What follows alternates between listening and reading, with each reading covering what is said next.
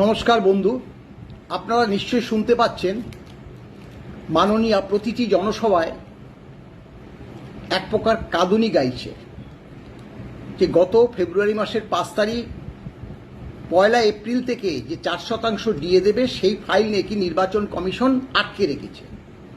সম্পূর্ণ মিথ্যা বার্তা পরিবেশন করছে।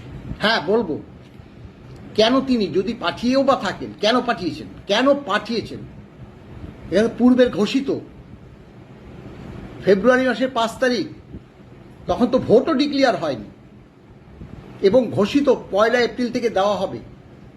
এখন দেখছি এই তৃণমূলের সিকি আদুলি নয়া পয়সা মাপের নেতারা পর্যন্ত নেমে পড়েছে যে মুখ্যমন্ত্রীর সদিচ্ছা আছে, নির্বাচন কমিশন এই ডিএর ফাইল আটকে রেখেছে। এটা বিশ্বাসযোগ্য? ফাইল গেলে পরে নির্বাচন কমিশনের সরকারি কর্মচারীরাই কাজ করে, আমরা জেনে যেতাম। আপনি প্রমাণ দিন যে ফাইল পাঠিয়েছেন, প্রমাণ দিন।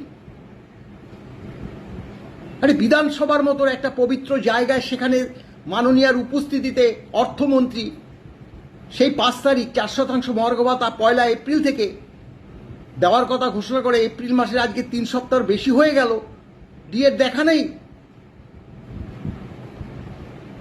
তার মধ্যে যে পঞ্চম বেতন কমিশনের যে বকেয়া ডিএ, যারা কেএমসি আন্ডারে বসবাস করে ব্যাংক থেকে তাদের যে বকেয়াটা হবে সেটা আজ পর্যন্ত অর্থ দপ্তর ক্যালকুলেশন করে পাঠাচ্ছে না, তারাও পাচ্ছে না।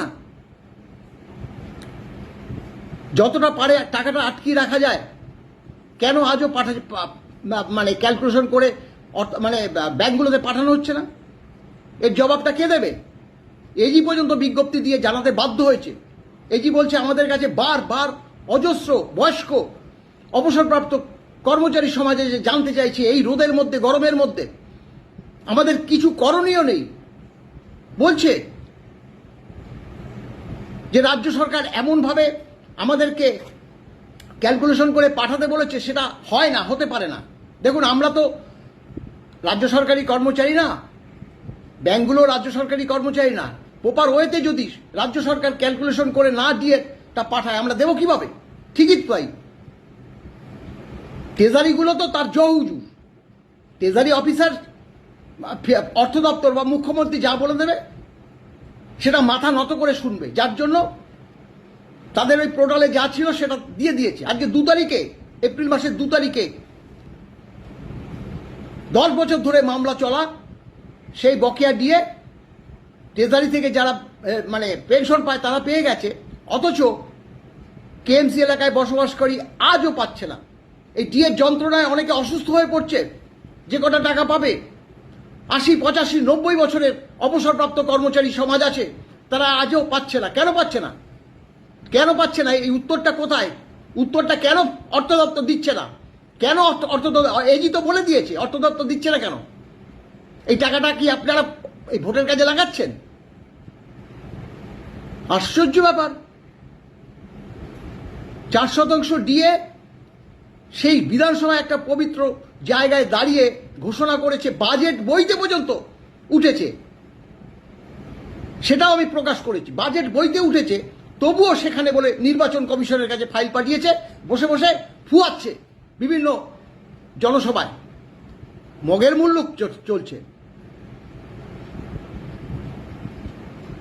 অবিলম্বে 4% যে বকেয়া ডিএটা 1 এপ্রিল থেকে দেওয়ার কথা ছিল ঘোষণা করতে হবে।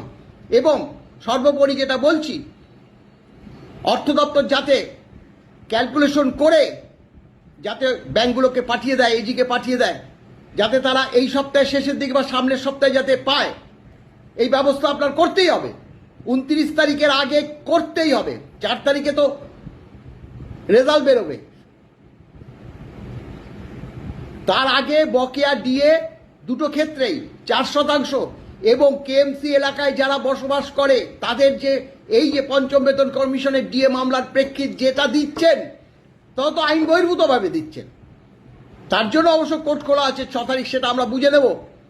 পাই টু পাই আমরা এই ডিএর টাকা আদায় করে ছাড়ব। যা ইচ্ছে তাই করছে। এখন দেখছি ডিএ বলতে কি সেটাই জানে না অনেক তৃণমূল যে নেতারা, তারা ডিএ নিয়ে আমাদেরকে মানে উপদেশ দিচ্ছে। মুখ্যমন্ত্রী বলেছে আপনারা পাবেন। আরে তুই কে হেরে? তুই কি সরকারি কর্মচারী? মুখ্যমন্ত্রী বলেছে, তার দিদি বলেছে আমরা পাবো। মুখ্যমন্ত্রী দিয়ে না, ওটা ওটা আমাদের হক পাওনার টাকা।